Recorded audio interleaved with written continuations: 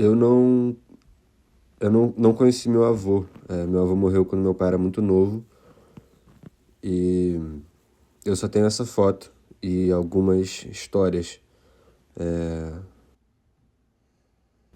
E aí 4 anos atrás, enviaram pro meu pai uma cena de um filme que meu avô atuou, a única imagem que a gente tem dele. E a mensagem falava que meu avô tinha feito um papel pequeno num filme, nesse filme dos anos 50, e que ele aparecia em uma cena, e aí tinha um link pra essa cena. Era a primeira cena do filme. Aí tinha os créditos iniciais, que inclusive tem o nome dele nos créditos, e o meu avô se chamava Peter Bial, mas os nazistas colocavam Hans Israel no meio dos nomes para identificar quem era judeu e quem não era. Então meu avô virou Peter Hans Israel Bial. Aí no Brasil virou Peter Bial de novo. Depois virou Peter Petersen, o que significa Peter, filho de Peter. E depois, obviamente, a gente está no Brasil, virou Pedro Petersen. E aí ficou Pedro Petersen.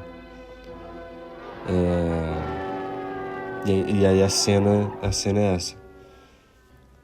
O meu avô é esse primeiro cara que sai do carro com um terno cinza. A cara dele não dá pra ver direito a cara dele por causa do chapéu. Eu gosto do jeito que ele fecha o paletó, eu acho elegante.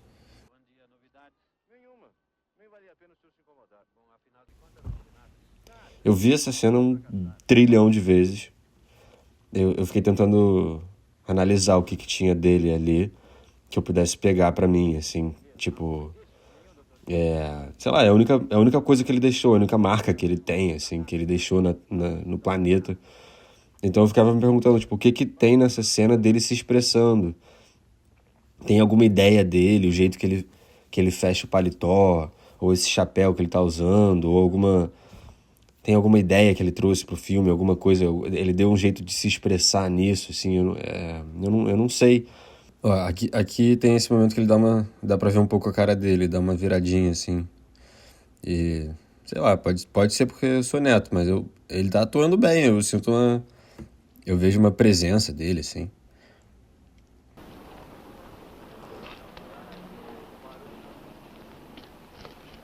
Bom dia, doutor. Faça o favor de entrar. Bom dia.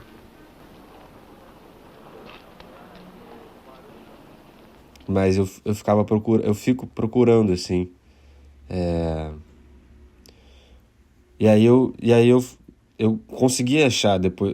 Finalmente, agora eu consegui achar o filme inteiro. E ele aparece em outras cenas. Não é muito, assim, mas enfim, é alguma coisa. É tudo que eu tenho dele, é tudo que ele deixou. E, nossa, esse momento aqui me dá muita raiva.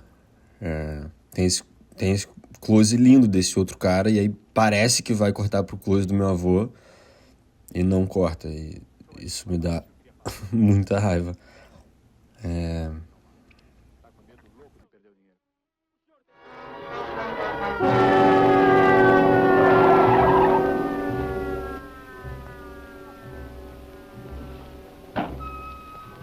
Bom dia, doutor. Bom dia. Novidades? Nenhuma. Nem valia a pena o senhor se incomodar. Bom, afinal de contas, não houve nada. Nada. Os malandros fracassaram. Só tiveram tempo de fugir. Vai ver que é gente nova, inexperiente. Espiantes. Bom dia. Algum indício? Nenhum, doutor. Estamos procurando, mas é um caso sem importância. Só que esse tal Dr. Matos está fazendo um barulho danado. Imagino, mas é preciso aguentá-lo. Um sujeito de muito De prestígio. muito dinheiro. Banqueiro, cheio da gaita.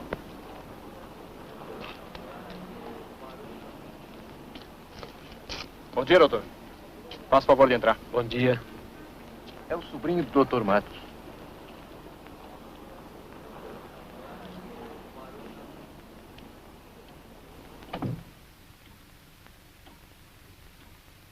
O senhor mora aqui Mora sim.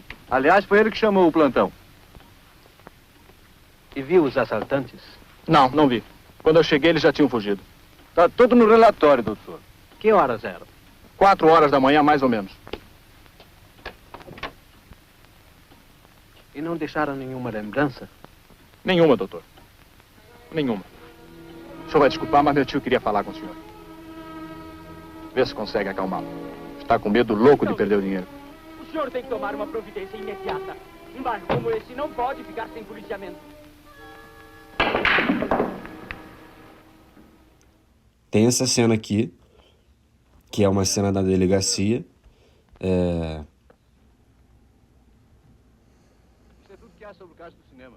Ele tira o chapéu e a gente vê esse cabelo absolutamente bizarro que ele tinha. Bizarro. Mas tem um caso mais sério. Tem uma informação também que eu esqueci de falar, que é... O meu avô é dublado no filme, porque ele falava português com um sotaque muito, muito carregado. Então ele foi dublado por um ator brasileiro. Eu não tenho a voz dele, mas enfim, tem essas imagens. Eu acho engraçado também esse cavalinho na mesa dele. Na vida real, meu avô foi viciado em aposta de cavalo e tal, do jockey. Então eu acho engraçado esse cavalinho na mesa dele no filme. Eu acho um detalhe assim, sei lá.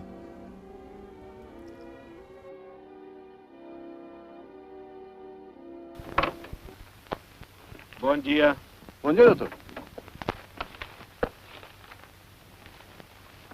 Isto é tudo que há sobre o caso do cinema. O depoimento do bilheteiro e de duas testemunhas que viram os gatunos sair da sala. Todos dizem a mesma coisa. 3 altos e um baixinho. Só isso. Como vai o bilheteiro? Está quase bom, nada de grave. O pior foi a férias de 30 contos que bateu asa. Mas tem um caso mais sério.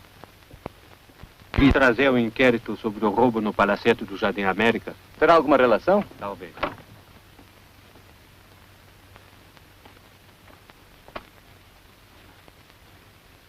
Prontinho, doutor.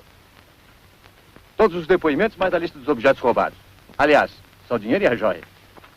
Tá certo, pode ir. Com licença.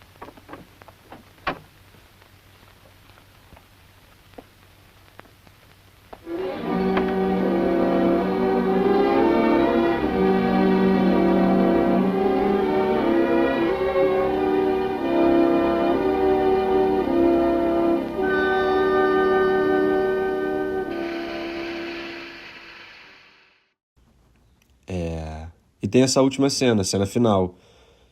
Nesse momento eu tô puto já, porque não tem um close dele, não tem um close. O que custava, sabe? Enfim, mas tudo bem. Enfim, meu avô faz um...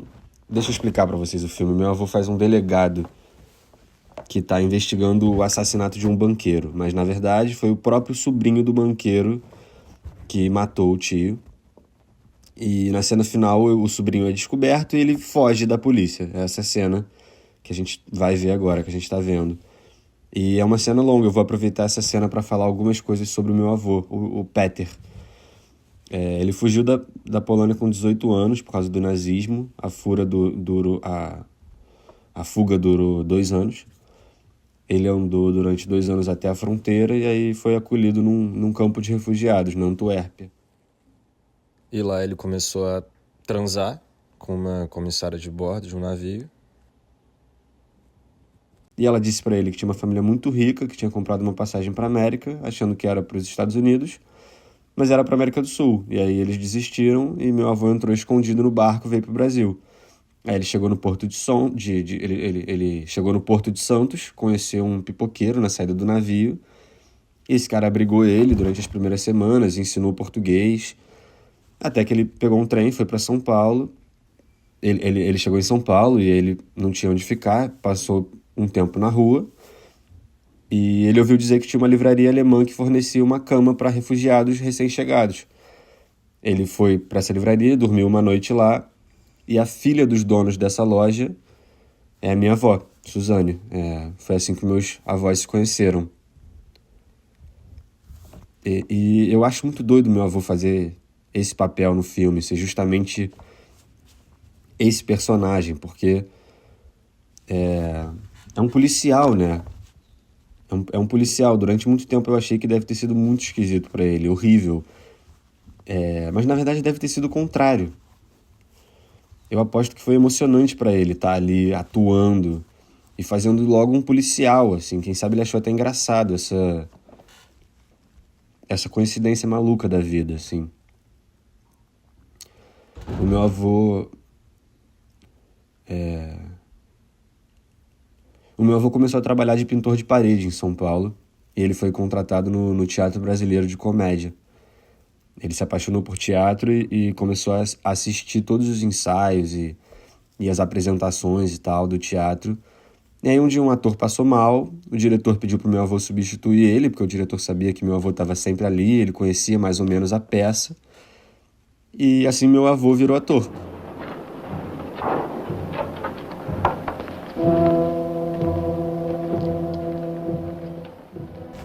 E assim meu avô virou ator.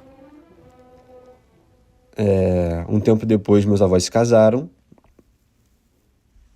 E assim meu avô virou ator. E aí meu avô virou ator. E um tempo depois eles foram morar em Niterói, meu avô, minha avó e os filhos. E aí meu avô ganhou no jogo do bicho e a família se mudou para Ipanema. O Peter fundou uma revista de teatro. E aí em 1971, um dos escritores publicou um texto chamado A Coceira dos 7 Anos, sobre como todo casamento se arruinava e começava a desmoronar a partir da marca de 7 anos. E o texto era uma crítica, uma brincadeira com a ditadura. Faziam 7 anos da ditadura do Brasil. E meu avô foi levado para ser interrogado no DOPS, que é o Departamento de Ordem Política e Social da ditadura, a polícia da ditadura, que espionava, que torturava, enfim. E meu avô foi várias vezes ser interrogado. Eu não sei quanto tempo ele passou lá, eu não sei o que aconteceu. A família não fala muito disso, eu acho que ele também não falou muito disso, não tem como saber. Mas é muito louco, depois de conseguir fugir dos nazistas, passando 2 anos se escondendo no porão, no assoalho, nos esgotos e tal, você chegar num país que te acolhe, que você se apaixona, que é o Brasil, e aí você ser perseguido de novo, agora nesse novo país, foi demais para ele. E aí, em meio a essas interrogações, ele teve um AVC e morreu. E ele só deixou esse filme. É a obra dele, é o único documento dele se expressando, fazendo o que ele amava. É a obra dele, são essas 3 cenas nesse filme.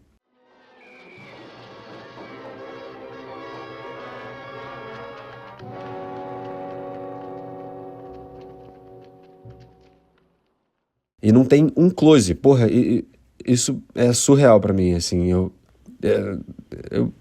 quero ver a cara do meu avô de perto uma vez na vida. Mas enfim, o que eu posso fazer, né?